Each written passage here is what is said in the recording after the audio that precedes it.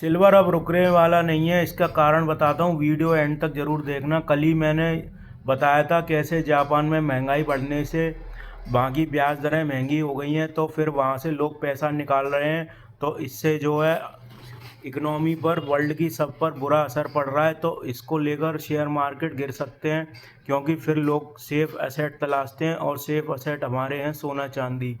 तो इसलिए यही कारण रहा है कि 2 दिन से सोने चांदी के भावों में ज़बरदस्त उछाल देखा गया है। अब मैं चांदी के ऊपर वीडियो बना रहा हूँ, तो चांदी की बात करता हूँ कि चांदी अब रुकने वाली क्यों नहीं है। क्योंकि पहले अभी दिसंबर में फेड की मीटिंग है, उसमें बताया जा रहा था कि रेट कट के चांसेस बहुत कम है, लेकिन अभी 2 दिन से फेड के रेट कट के चांसेस 85% बन गए हैं कि रेट कट 0.25% आ सकता है।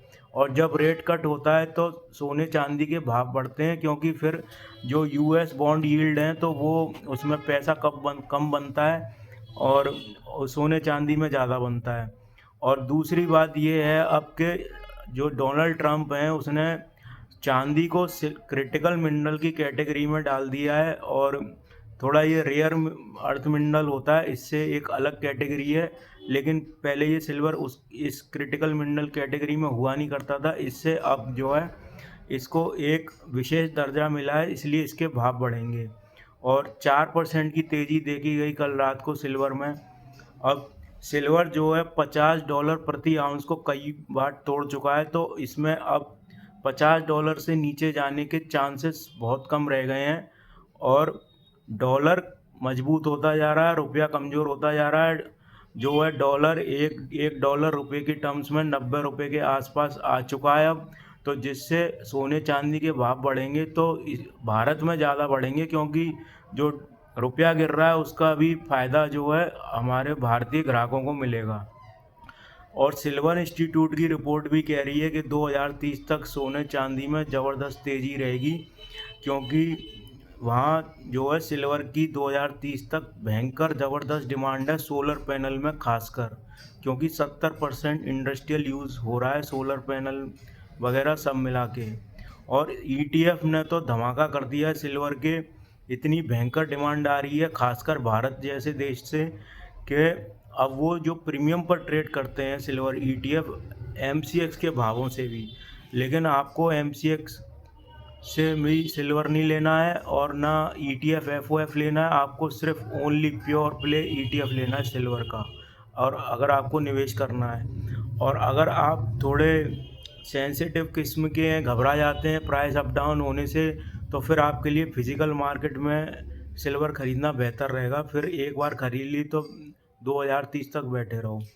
और मार्केट में तनाव चल रहा है जापान का, तो इस वजह से भी सोने चांदी में भाव बढ़ रहे हैं। अब मैं आपको कुछ बड़े बड़े इंस्टीट्यूशन की रिपोर्ट बता देता हूँ, कौन सा इंस्टीट्यूशन सिल्वर के भाव कितने भाव पर बता रहा है, कितना जा सकता है। मोतीलाल ओसवाल की रिपोर्ट कह रही है कि 2027 तक सिल्वर $70 प्रति आउंस जा सकता है। यूबीएस भी बड़ा फाइनेंशियल इंस्टीट्यूशन है, वो दो कह रहा है 2026 के एंड तक सिल्वर $60 जा सकता है। बैंक ऑफ अमेरिका भी कह रहा है कि $65 प्रति आउंस जा सकता है सिल्वर 2026 के एंड तक। लेकिन जो अपने रॉबर्ट कियोसाकी हैं, जिनने फेमस बुक लिखी है रिच डैड पुअर डैड, वो कह रहे हैं कि 2026 के एंड तक सिल्वर जा सकता है अपना $200 प्रति आउंस। लेकिन जेपी मॉर्गन और मॉर्गन स्टैनले इस सिल्वर पर कोई रिपोर्ट जारी नहीं करते हैं, क्योंकि यही वो दोनों बदमाश फाइनेंशियल इंस्टीट्यूशन है जो सिल्वर के प्राइस को इतने सालों से दबा कर बैठे हैं। यही शॉर्ट सेलिंग करते रहते हैं, इसी की वजह से सिल्वर के प्राइस नीचे जाते रहते हैं। तो और जाहिर सी बात है, फिर ये सिल्वर पर अपनी रिपोर्ट नेगेटिव ही देंगे, और या फिर देंगे ही नहीं। तो मेरा वीडियो आपको लाइक कर दीजिए, कमेंट कर दीजिए, शेयर कर दीजिए, सब्सक्राइब कर लीजिए। मैं आपको रेगुलरली अपडेट करता रहूँगा सोना चांदी के ऊपर।